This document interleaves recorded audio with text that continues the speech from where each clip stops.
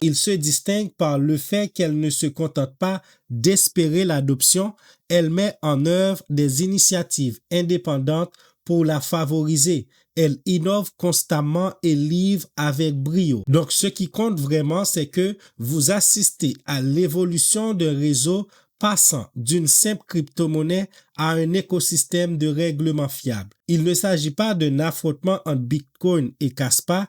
Bitcoin demeure une référence en matière de rareté numérique et de pionnier.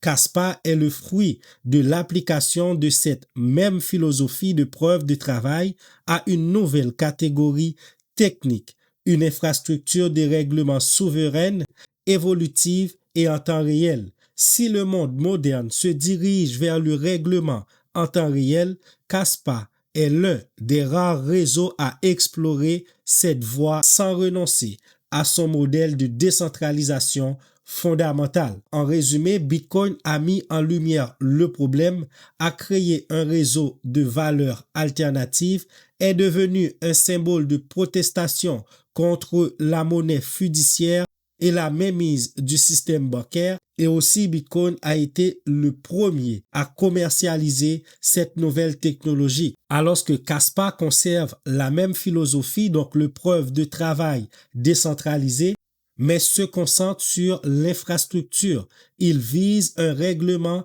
et une condition en temps réel et à la haute fréquence. Il ne s'agit pas seulement de monnaie ayant une valeur intrinsèque, mais de l'épine dorsale des systèmes en temps réel, que ce soit la finance, l'identité, le commerce, ainsi que les données.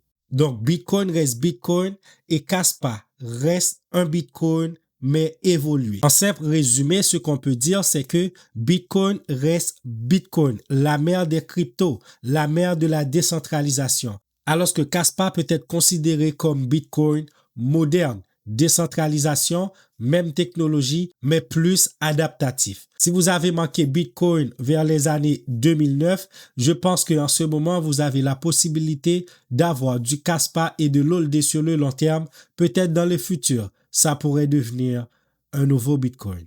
Dites-moi ce que vous pensez en commentaire. Abonnez-vous, likez la vidéo surtout, et moi je vous donne rendez-vous pour une nouvelle vidéo.